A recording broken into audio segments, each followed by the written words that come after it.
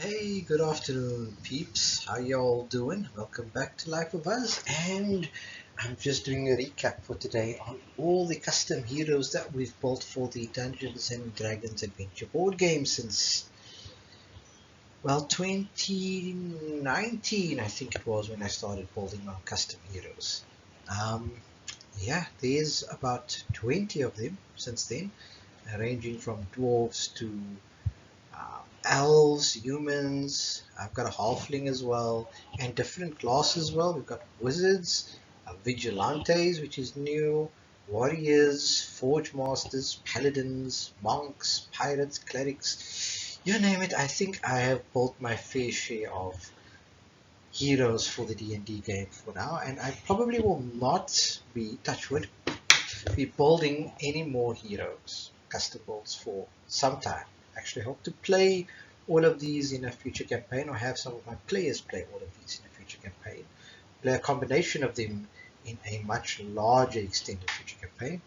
Also hope to do a showcase of some of the villains that I've built since then, and I remember saying in quite a few of these videos, if these heroes seem slightly OP, overpowered, wait till you get a load of the villains because they are quite tough.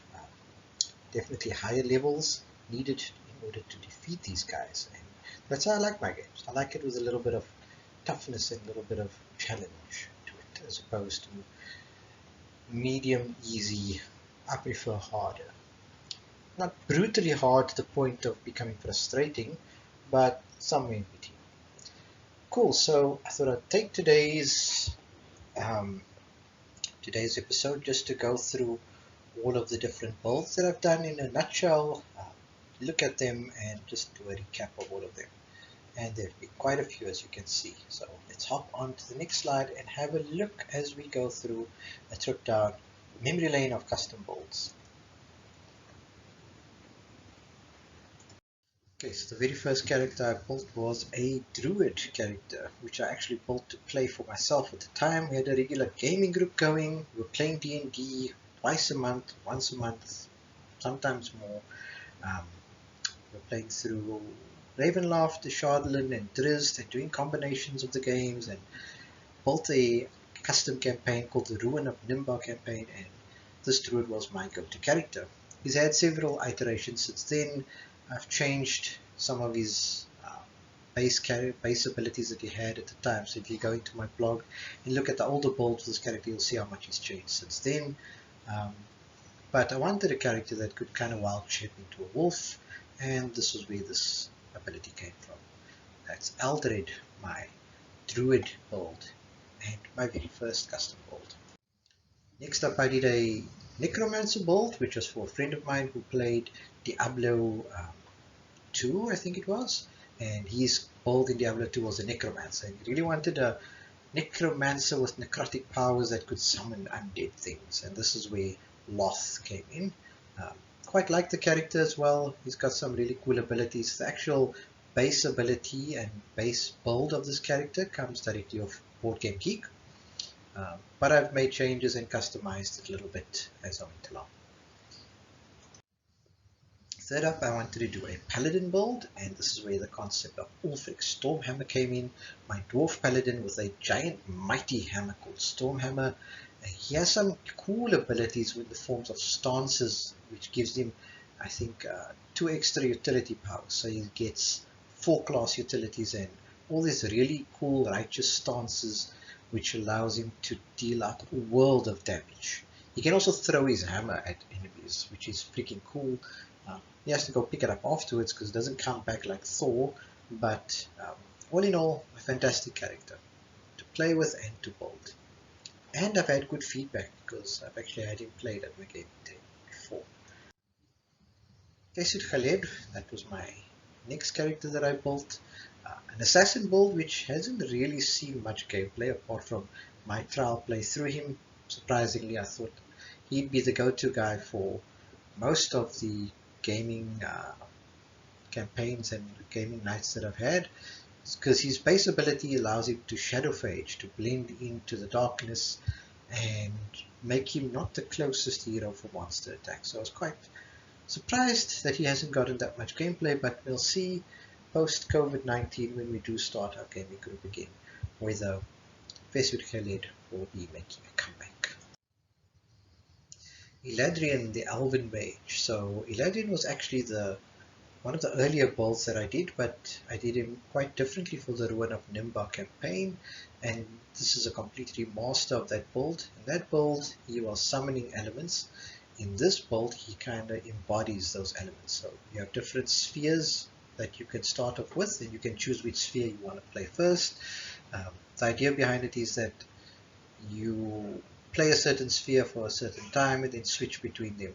So you get to play air, water, fire, and earth. So each has their own base abilities and base cards and base powers.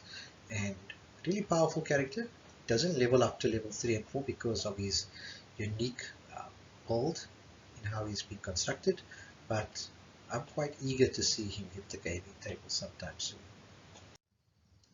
Then I did a cleric build. So a cleric dwarf.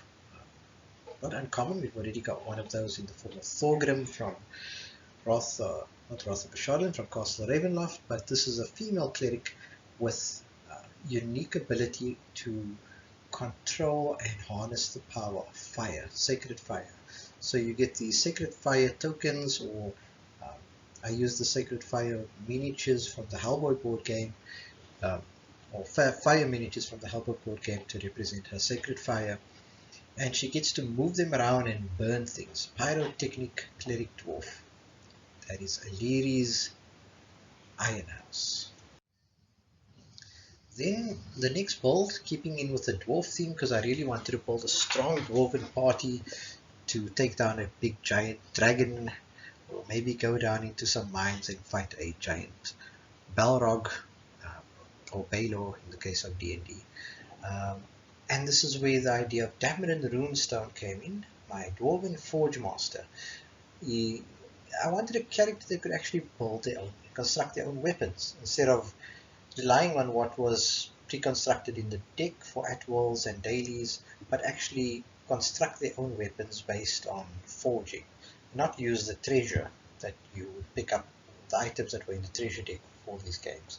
And this is where the idea for Dameron came in. So there are lots of bits and pieces and things that she can forge, like armor and weapons and axes and helms and boots, and she can use, instead of gaining treasure, she can actually use the treasure cards, melt them down, and construct these really cool weapons which only she can use. So she doesn't get any other benefit from using items, but she can harness those weapons which she forges for herself, making her quite a powerful character.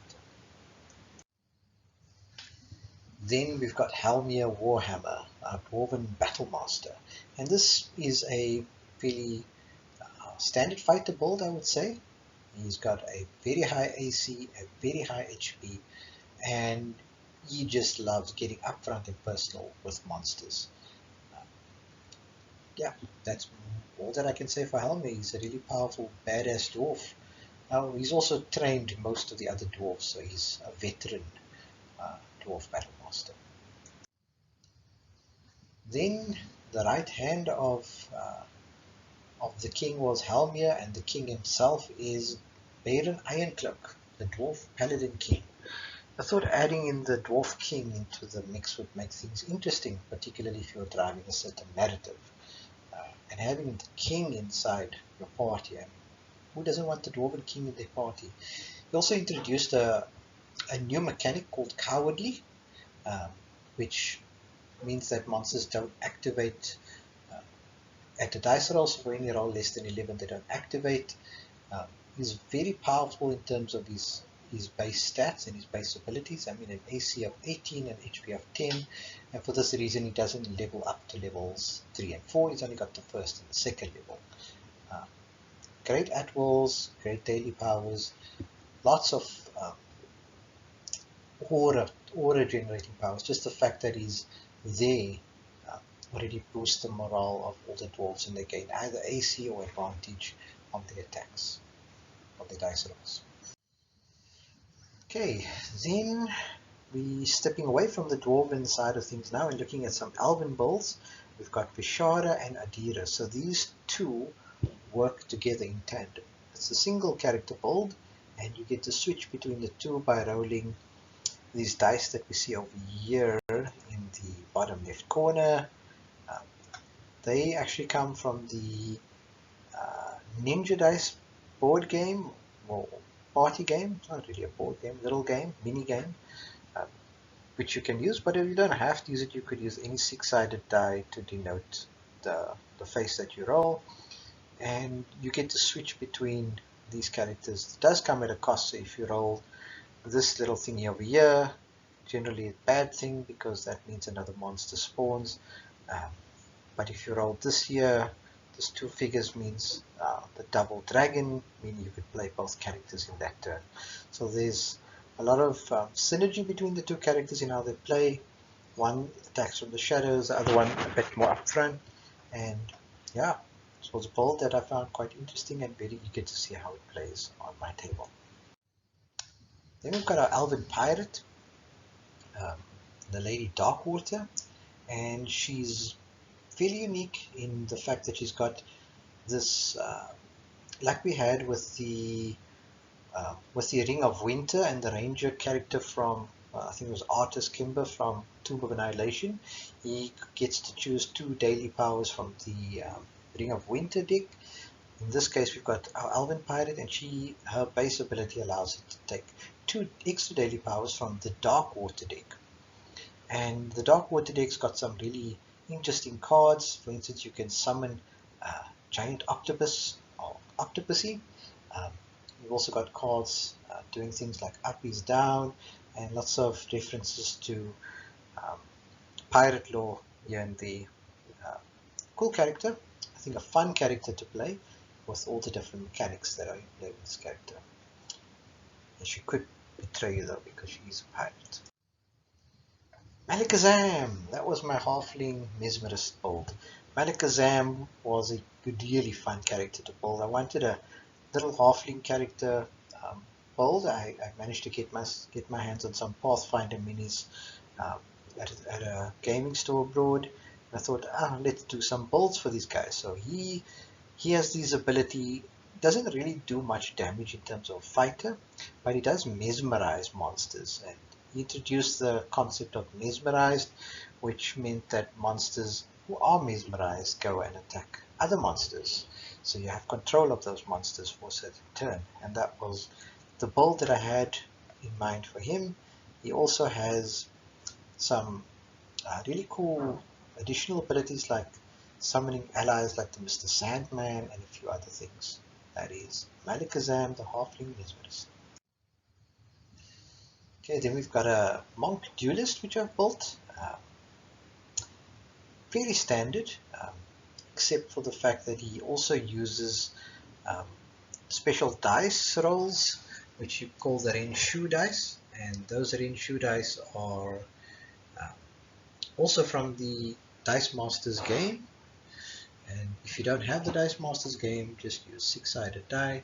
But the idea behind the monk duelist was that he has this ability to, kind of like a ninja character, so he has this ability to attack multiple times.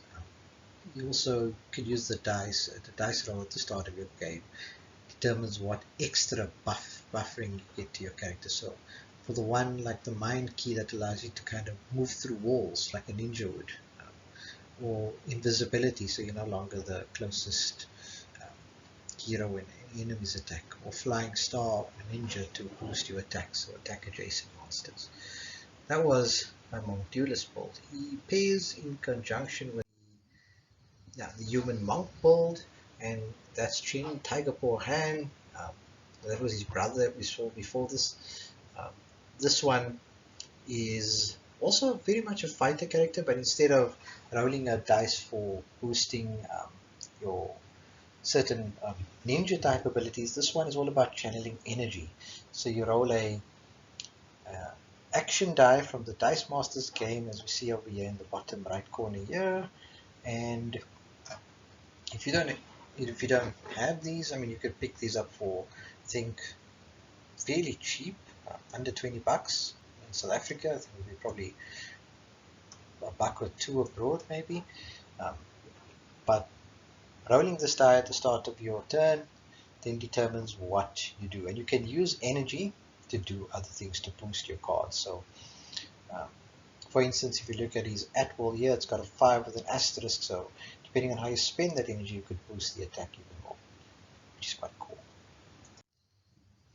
Then another mind-boggling type character was Ravani, human psychic build that I did. Her base ability allows her to look at the top 3 cards of the encounter monster decks, or encounter monster decks, and arrange them in any order, which is really cool. To have someone like that in your party. She's not really a fighter, but she does have all of the abilities that you would find associated with a wizard type class, like being able to use telepathy, mesmerize monsters, or telekinesis to move monsters around. Those are her abilities. Okay, let's move on. Then we had a human range build, Sabrina Ravenmoon. That was the last build that I did. Um, she's fairly competent ranger, has some powerful longbow attacks. I think you get 4 actual longbow attacks with her build, and introduced 2 new mechanisms or mechanics for the game. First one is called trapped, the second one is called pacified, uh, and it only works with her character, and she can pacify monsters or she can trap them, and that's kind of unique to how her character plays. Then we've got Zoya, a human shifter, and her base ability is perched. So where characters like this to really work and flourish is uh, in dungeon crawls where things get tight very quickly. Her ability allows her to climb up the side of a dungeon wall, which then doesn't make her the closest target for any adjacent attacks, but ranged attacks and encounters can still affect her. But perch does give quite a few abilities, because she perches like a hawk or a bird would perch over the side of a tree or on a branch or on some extension. So that is her base ability. Her actual build is very much in line with the wizard type character. You can see an AC of 14, an HP of 6, but a very high speed and cards to boost and buff that as we go along. Okay, the next build was my human vigilante build, which was the Red Raven Eric of Halvin build. I wanted a character that was a Batman type character, and this is it. So for the first part of you playing this character, you play both Bruce Wayne being Eric of Halvin or Batman being the Red Raven, and you decide when you want to switch between those characters. The benefit of playing Bruce Wayne in this case is that you get to get all of this money, boost your funds, so that when you do switch over, that you've got enough funds available and skills available to purchase items from your Ravenry and boost your attacks even more. He doesn't use any items from the treasure deck, so that's one thing to bear in mind. Like the Forge Master character, this build can only use items which have been built specifically for him. Batman can only use his own toys. Then I did a human wizard build using again the Dice Masters die. These are called, I think they were called minion dice when I played the Dice Masters game, but again you can use the 6-sided die if you don't find them. And like some of the other builds I've done, you roll the dice at the start of your turn to determine what you want to boost and how you want to boost it. I think he gets to roll 2 of these at the start of his turn. And that is my human wizard build. Yes, and we've got our Orc Warrior build. Orc Warrior was a unique build. I bought a set of miniature orcs, one that I've created as a villain, and I thought, what the heck, let's build one as an actual hero. So if you ever wanted to play a berserker orc, then Gul'Than, the Orc Warrior, is your guy. He's very overprotective of dwarves, so using him in a dwarf party would be a good idea, because he likes to. He was raised by Halmir Warhammer, so and he's mute as well, outcast by his fellow orc tribe. because he's mute. But he's quite a significant fighter, great fighter to have in your party, whether you're doing a dwarf run or just a normal D&D mix. There we have it, folks. That's my list of custom heroes and custom builds for the Dungeons and Dragons Adventure Board Gaming series. And you probably won't be seeing any more custom built heroes from me for a while, at least. Maybe some alterations and changes to the existing ones, depending on how they play, depending on this synergy. We might make changes as we go along. So watch my blog. I'll keep it updated if needs be. And next up, we'll showcase some villains, as well as a review of all the games that we've played so far, all of the D&D board games, starting from Ravenloft right down to the Dungeon of the Mad Mage. Until then, until next time, keep rolling. May all your rolls be critical hits, and we'll see each other on the other side.